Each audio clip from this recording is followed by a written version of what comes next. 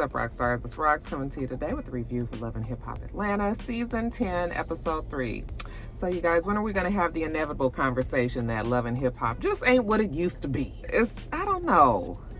Y'all tell me Mona ain't on it. I keep on forgetting to look at the credits. We have lost our something.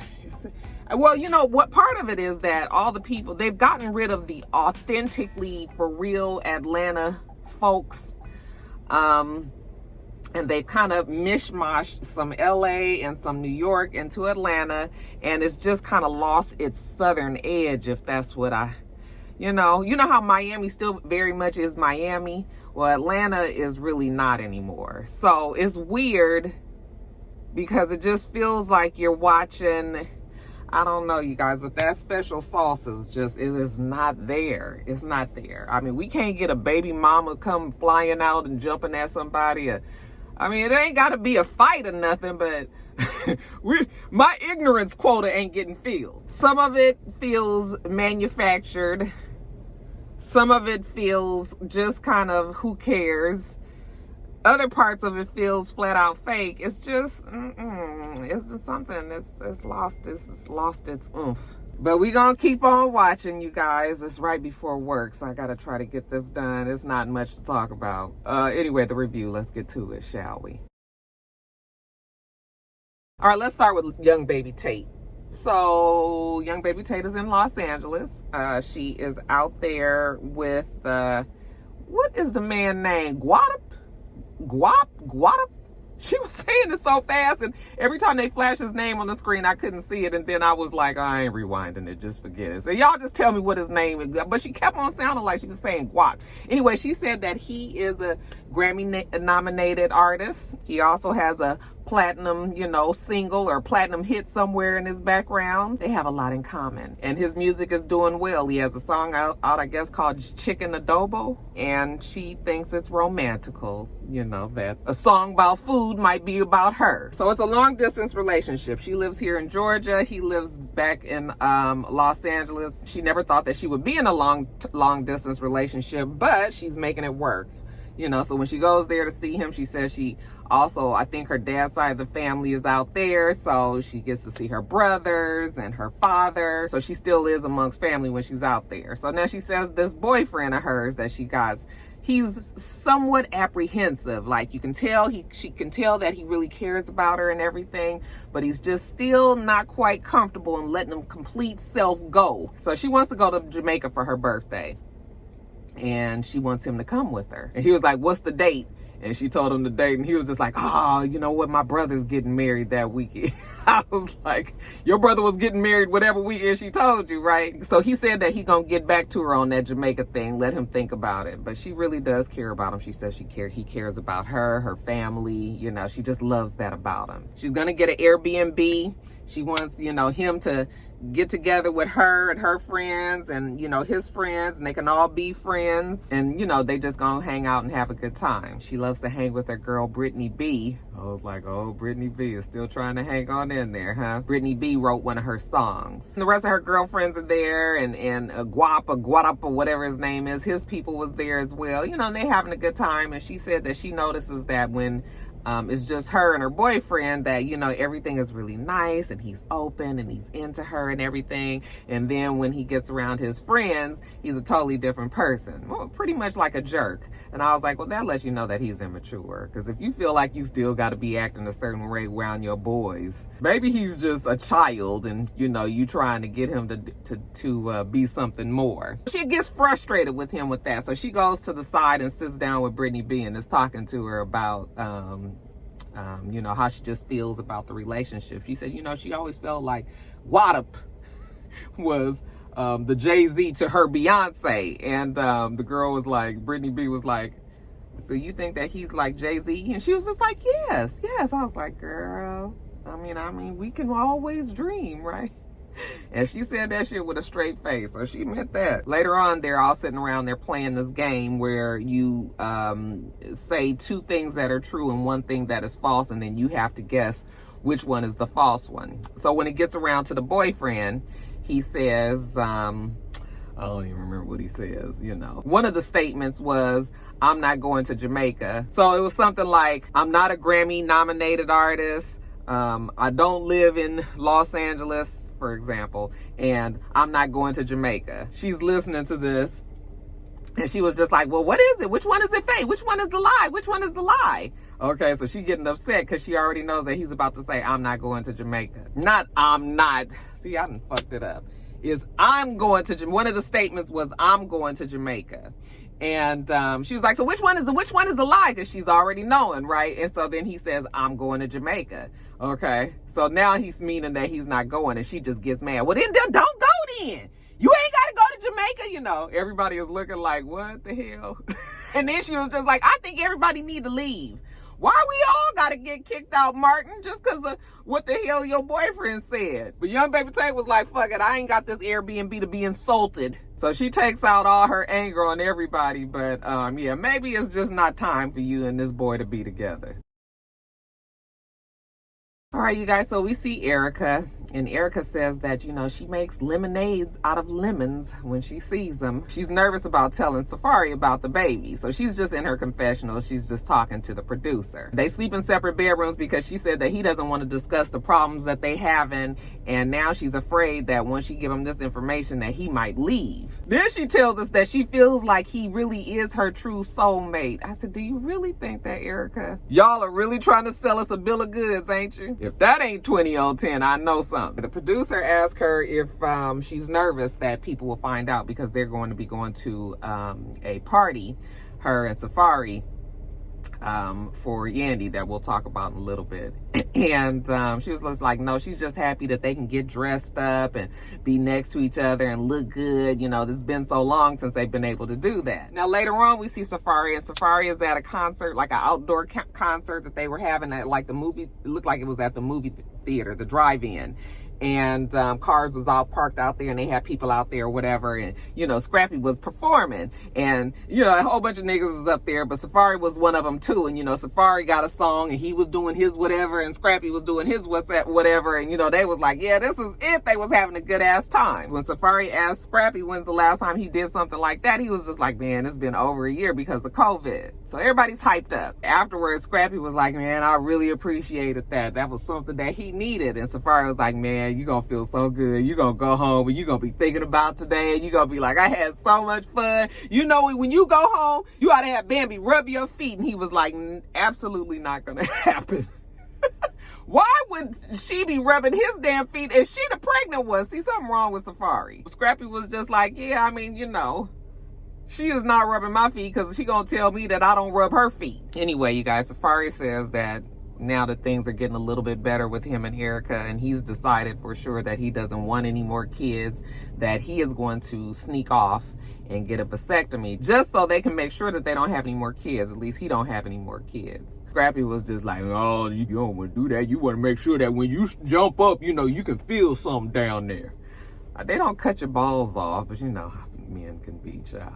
Anyway, Safari says it's gonna be just fine. I'm just thinking to myself, like, you sneaking on. He's just so immature, you guys. First of all, the whole thing was, okay, I'm gonna save it till later. He's gonna get a vasectomy. Now, what does Erica do to make her man happy? Well, Erica has a special treat for him on his birthday. She's got the house set up. She said that your wife is big up in you. She's putting pictures up of you all over the place. They put a stage up there, and she has brought your culture to the house since he can't go to Jamaica because of the pandemic. She also has Spice there. Spice's backup dancers there, and we gonna get this party started. Spice says that she likes Safari and Erica, and she wants them to make it, so she was excited when Erica asked her to do this. She absolutely can do it. Safari gets home. When he pulls up, the background dancers come up there and put a blindfold on him and tell him, you know, come on with them, and he was like, this is what I'm talking about. You know, you have some beautiful women come and get me and blindfold me, like, ladies, take me to the bedroom. Okay, you're not going to the bedroom, Safari. They take him to the backyard instead, and when he takes off the blindfold, he sees Spice up there with the girls, and they're performing, and he's like, oh, like, look what you did for me. me. This is what Safari is talking about. You know, Safari thinks that life is just a never-ending fucking party. This is what he would like to see every single day. You know, and Erica, you like it? Oh, he loves it. He loves it. So, you know, she's all dancing. And when I saw her in that dress, I said, now, you fucking cannot tell me that Safari wouldn't notice how thick his fucking wife is through the middle. Erica had a little slim, very small waist and stomach. And you mean to tell me, if I'm looking dead at her and can tell she's pregnant on that, he would have just, she had the dress on and she was bent over, them titties and the weight, you know, this was, I was just like, oh my God. But you guys gonna swear to me that this girl didn't know that she was pregnant. Lord have mercy. So anyway, after Spice does it, he thanks her for it. You know, they sit down and he was like, this is so nice. Like, this is the best thing you could have ever done for me. You know, he is just so impressed and just so happy, you know, and he says, you know, that everything is lining up the way it's supposed to be. They can get back to where they were when they first fell in love. So she's all looking at him, trying to gauge if he's in a good mood. And, you know, so far Safari is. And so she's like, I also got another surprise for you. And he's just looking like, okay. She gets out her phone and she just brings up the video of the ultrasound to him. And she hands the phone to him and she just sort of looking like, and he is just looking at the phone. And he has the same expression on his face. He says, so you're pregnant? And she was like, yeah. And he said, how many weeks? She said, 23. Mona, bitch. Boy, every now and then, Mona slide her old full of fucking niggatry up in there. Won't she? Talk about she 23.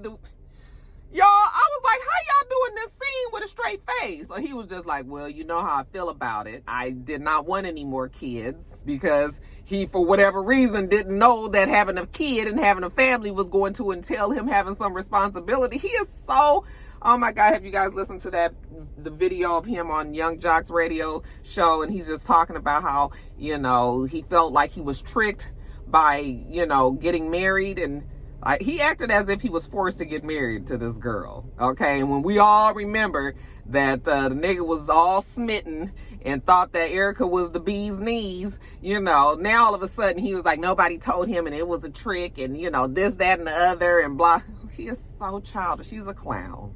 He really is a clown, even if this is all fake. Because when Erica was just like, you know, I didn't do this by myself and I didn't ask for this and it's not fair, you know, trying to muster up some tears in the confessionals, I was just like, you guys are ridiculous. And then you know what put the nail in the coffin for me?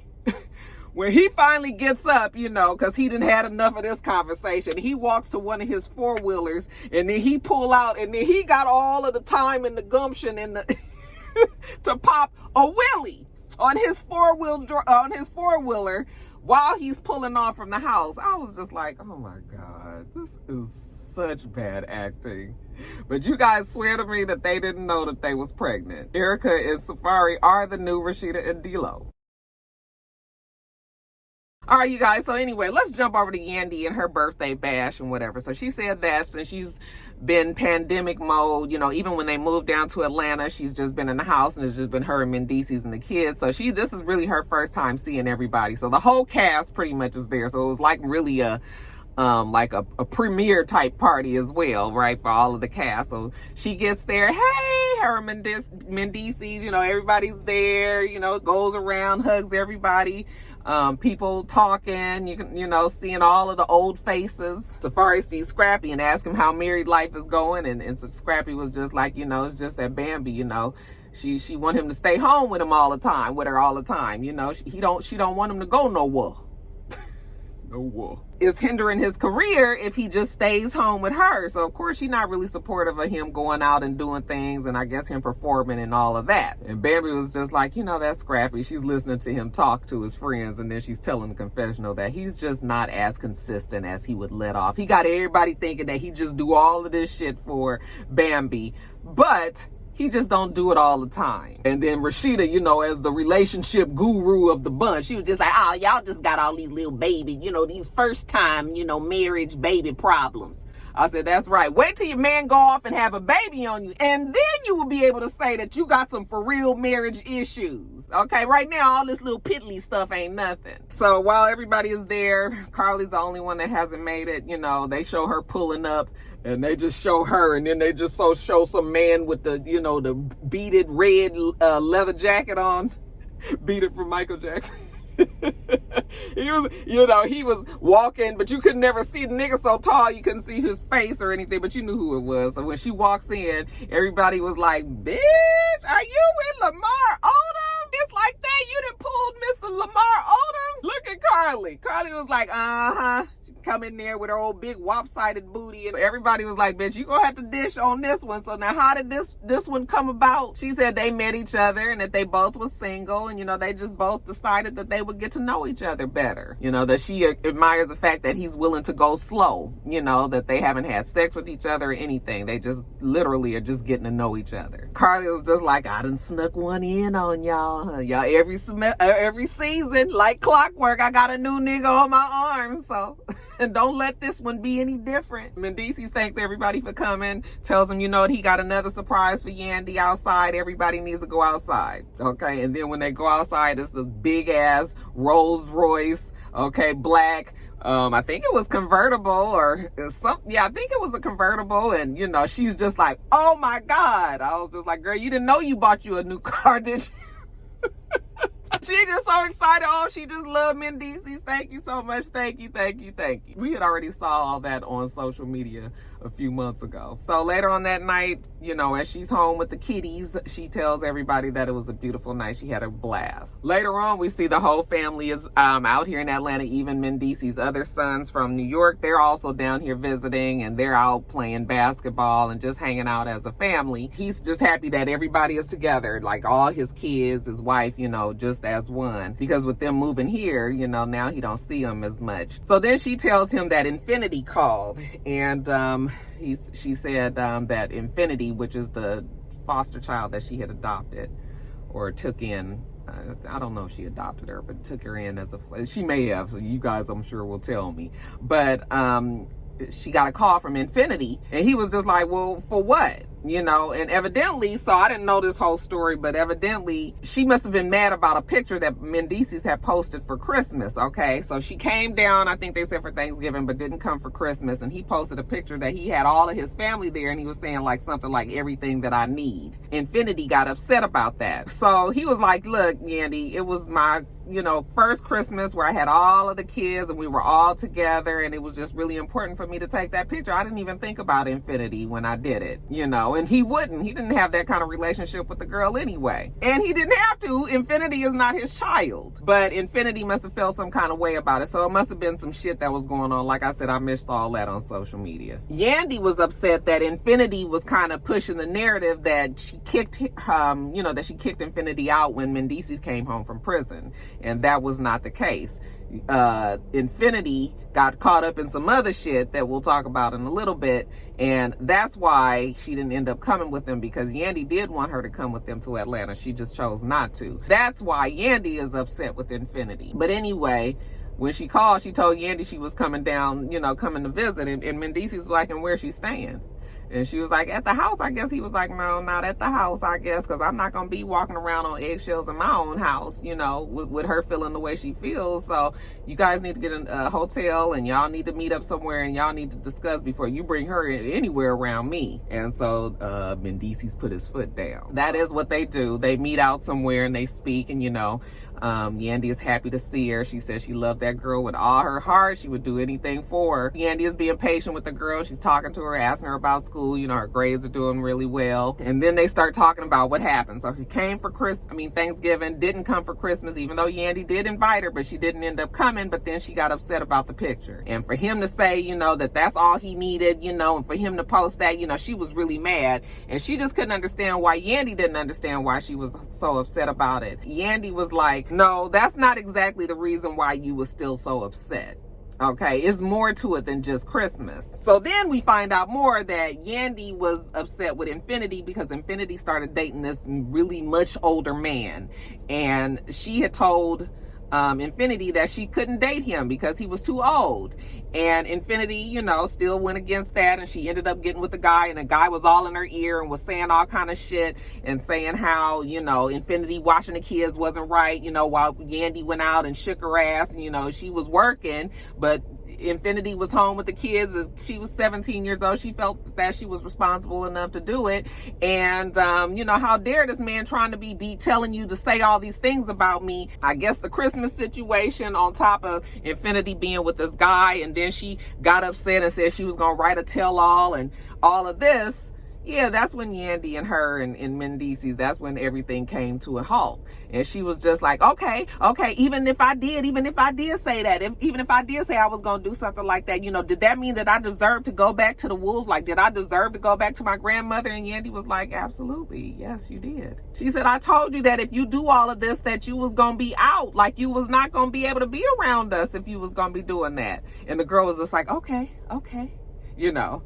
Like, that was good to know. You know, now she just so mad, you know, shouldn't even have came on here. You know, she don't have nothing else to say, and she got up and left. And I was just like, so it was a sad situation. I don't know what's going to become of Infinity. Hopefully, you know, Yandy was able to make some differences in her life, but it looks like she blew that, because now it's not just Yandy. Now it's Yandy and Mendices. And if Mendices is saying, like, no, you can't be in my house, then guess what? Infinity won't be in the house, so that's too bad.